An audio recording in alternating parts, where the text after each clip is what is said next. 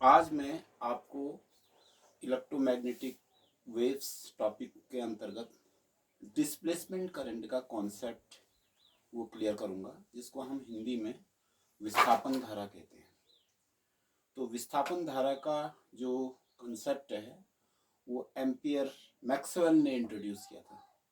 जब theoretically Maxwell ने electromagnetic waves theory दी थी, तो उन्होंने अपनी फोर्थ इक्वेशन में, जो मैक्सवेल की 4 इक्वेशन से हैं जिनके बेस पर mathematical model of electromagnetic waves propose किया गया, तो उसमें मैं सिर्फ जो है केवल विस्थापन धारा के कॉन्सेप्ट को यहाँ पर लूँगा, क्योंकि ये विस्तृत टॉपिक है।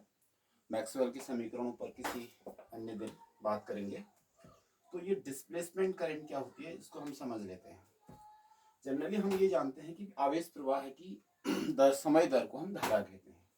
The rate time rate flow of charge is called current.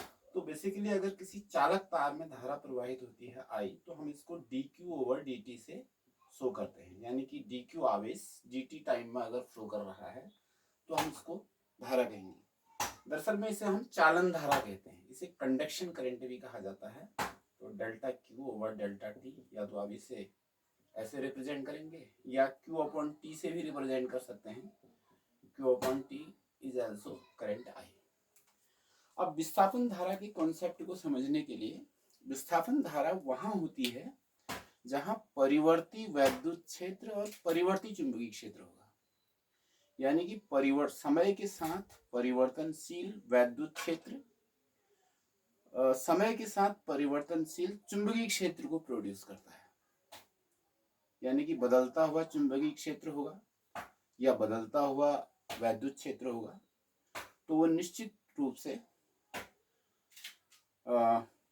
बदलते हुए चुंबकीय क्षेत्र को प्रोड्यूस करेगा।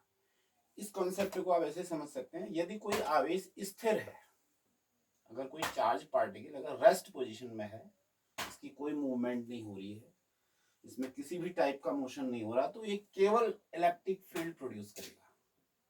यानी कि इसके कारण केवल इलेक्ट्रिक फील्ड होगा। लेकिन ऑरस्टेड के प्रयोगों ने यह दिखाया कि किसी भी करंट कैरिंग कंडक्टर के अराउंड, किसी धारावाही चालक के इर्द गिर्द चुंबकीय क्षेत्र उत्पन्न हो जाता है। तो ऑरस्टेड के प्रयोग ने हमें ये समझाया कि धारा से चुंबकीय क्षेत्र को उत्पन्न किया जा सकता है, या धारा चुंबकीय क्षेत्र को उत्पन्न करती है। तो यहाँ पर हम देख रहे हैं कि यदि हम एक कैपेसिटर ले लेते हैं और इस कैपेसिटर की 2 प्लेटें हैं, P1 प्लेट और P2 प्लेट, और इसके बीच में एक परावैद्युत माध्यम बना है। तो जब हम संधारित्र को किसी परिवर्ती अल्टरनेटिंग सोर्स से जोड़ेंगे, प्रत्यावर्ती धारा सोर्स से जोड़ेंगे इसको, तो इसमें परिवर्ती वैद्युत क्षेत्र उत्पन्न होगा, और परिवर्ती वैद्युत क्षेत्र के साथ साथ परिवर्ती चुंबकीय क्षेत्र भी होगा। तो संधारित्र की एक प्लेट P1 यहाँ पर दिख रही है, देखिए, और ये प्लेट P2 ये दूसरी संधारित्र की दूसरी प्लेट है। अब इसकी सहायता से हम डिस्प्लेसमेंट करंट की कॉन्सेप्ट को समझेंगे। तो अगर हम जस्ट इमेजिन कर लेते हैं, जो प्लेट P1 है, जस्ट इसके बाहर एक पॉइंट P है यहाँ पर, तो यहाँ पर मैंने एक लूप बना रखा है। तो ये धारा इसमें प्रवाहित हो रही है, तो इस लूप में ये जो बंद पथ होगा, इसके प्रत्येक बिंदु पर चुंबकीय क्षेत्र होगा और उसकी एक दिशा भी होगी। उस दिशा को हम राइट हैंड रूल से या फिर फ्लेमिंग के लेफ्ट हैंड रूल से शो कर सकते हैं। तो यहाँ पर चुंबकीय क्षेत्र होगा, और ये चुंबकीय क्षेत्र होगा B is equal to mu naught I upon 2 pi r, जहाँ पर I जो है करंट की वैल्यू है, जो चेंजिंग करंट है, R यहाँ से डिस्टेंस हो सकती है ये, और म्यू नॉट अपॉन 2 पाई ये कांस्टेंट है। तो यहाँ पर तो बात क्लियर है कि इसमें जो है करंट पास हो रही है। लेकिन संधारित्र के अंदर हम ये देखते हैं कि संधारित्र के अंदर इंसुलेटर्स भरे हैं, इसके अंदर डाइलेक्ट्रिक मटेरियल्स भरे हैं, तो इसमें कोई ऐसी करंट तो होगी नहीं। तो ऐसे केस में अगर हम जस्ट कैपेसिटर के अंदर एक पॉइंट M देखते हैं और इस पॉइंट एम पर हम ये देखेंगे कि यहाँ पर भी मैग्नेटिक फील्ड होगा, और वो मैग्नेटिक फील्ड जो है यूं ही नहीं होगा, वो मैग्नेटिक फील्ड किसी करंट के कारण होगा। लेकिन दूसरी तरफ जो इंसुलेटिंग मटेरियल्स इस कैपेसिटर की प्लेट्स के बीच में सैंडविच कर रखे हैं, इसमें कोई करंट पास नहीं हो रही है। ठीक है, तो कैपेसिटर में तो वो चार्ज स्टोर होता है, यानी कि एनर्जी स्टोर होती है, चार्ज इंड्यूस होता है, करंट नहीं होती नहीं है। तो अगर करंट जीरो है तो हमारा जो एम्पियर्स लॉ है वो एम्पियर्स लॉ यहाँ पर फिर वैलिड नहीं हो पाता है। हम एक तरीके से ये देखते हैं कि यहाँ पर एक कंट्रोवर्सी जनरेट हो गई, एक कंट्रोवर्सी बन गई है यहाँ पर कि इसमें करंट नहीं है तो फिर ये मैग्नेटिक फील्ड कैसे है, ये भी कह सकते हैं। और फिर जो एम्पियर्स लॉ है vector B dot D L closed integration mu naught I, तो इस पी पॉइंट पर तो ये वैलिड होगा कंडक्शन करंट की वजह से। तो इसका मतलब जस्ट जैसे ही हम कैपेसिटर के अंदर जाते हैं और पॉइंट एम पर इसको लागू करने की कोशिश करते हैं एम्पियर्स लॉ को, तो ऐसे में हमारे पास करंट जीरो है तो फिर मैग्नेटिक फील्ड भी जीरो हो जाएगा। तो अपने आप में एक कंट्रोवर्शियल हो गया और एम्पियर्स लॉ फेल हो गया अगर देखा जाए तो बाद में मैक्सवेल ने सुझाव दिया कि कोई टर्म इसमें मिसिंग है। तो उन्होंने सुझाव ये दिया कि इसके अंदर भी एक करंट है, लेकिन वो करंट कंडक्शन करंट नहीं है। उस करंट को नाम दिया गया डिस्प्लेसमेंट करंट। ये डिस्प्लेसमेंट करंट का सुझाव दिया उन्होंने, और इसको हम आईडी से रिप्रेजेंट कर सकते हैं।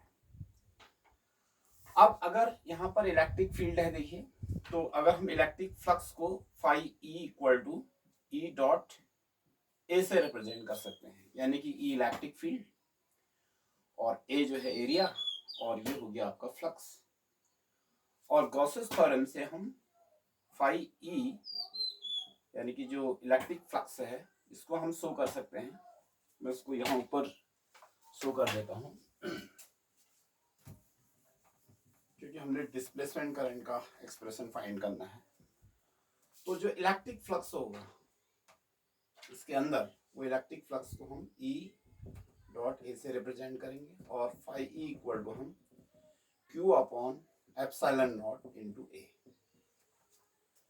अब यहाँ पर आप देख रहे हैं ये क्यू अपॉन एप्सिलॉन नॉट, ये इलेक्ट्रिक फील्ड की वैल्यू है, और अपॉन ए भी करेंगे इसमें, अपॉन ए, यानी कि जो गॉस थ्योरम है vector E dot D S, तो गॉस थ्योरम की एप्लीकेशन से जो surface integral of electric field होता है वो क्यू अपॉन एप्सिलॉन नॉट होता है, तो इससे निकाला मैंने। और यहाँ पर डी एस की जो वैल्यू होगी, जो सरफेस एरिया होगा, वो हम ए इमेजिन कर लेते हैं। तो कुल मिलाकर के phi E equal to q upon epsilon naught आएगा। तो क्यू अपॉन एप्सिलॉन नॉट आएगा। अब हम जानते हैं कि जो करंट होती है वो rate of change of charge होती है, rate of change of flow of charge.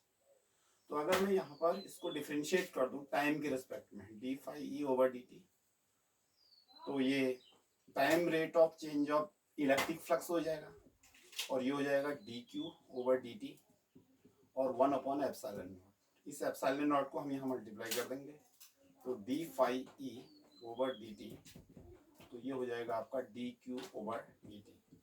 इसी को हम डिस्प्लेसमेंट करंट बोलते हैं, यानी कि displacement current I d equal to ये हो जाएगा epsilon naught d phi E over d t. तो इसका मतलब मैक्सवेल ने हमको सुझाव दिया कि जो ये कंट्रोवर्सी आ रही है, कंटिन्यूटी की जो कंट्रोवर्सी आ रही है just between the plates of capacitor, तो यहाँ पर भी करंट मौजूद है, लेकिन ये करंट जो है डिस्प्लेसमेंट करंट कहलाएगी, जो चेंजिंग इलेक्ट्रिक फील्ड की वजह से प्रोड्यूस होती है। और उन्होंने ये भी बताया कि ये जो डिस्प्लेसमेंट करंट है ये epsilon naught into rate of change of electric flux, जो मैंने एक्सप्रेशन लिखा है यहाँ पर, इससे इसको दिया जा सकता है।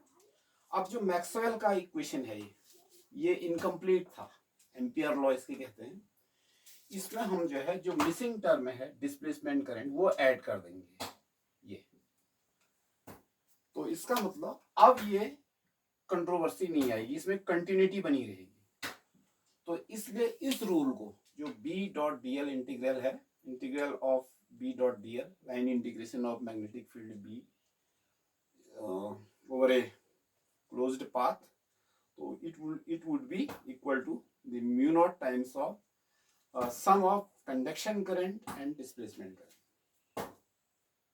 तो जहां अगर कंडक्शन करंट मिसिंग होगी तो वहां डिस्प्लेसमेंट करंट प्रेजेंट होगी, तो मैग्नेटिक फील्ड रहेगा।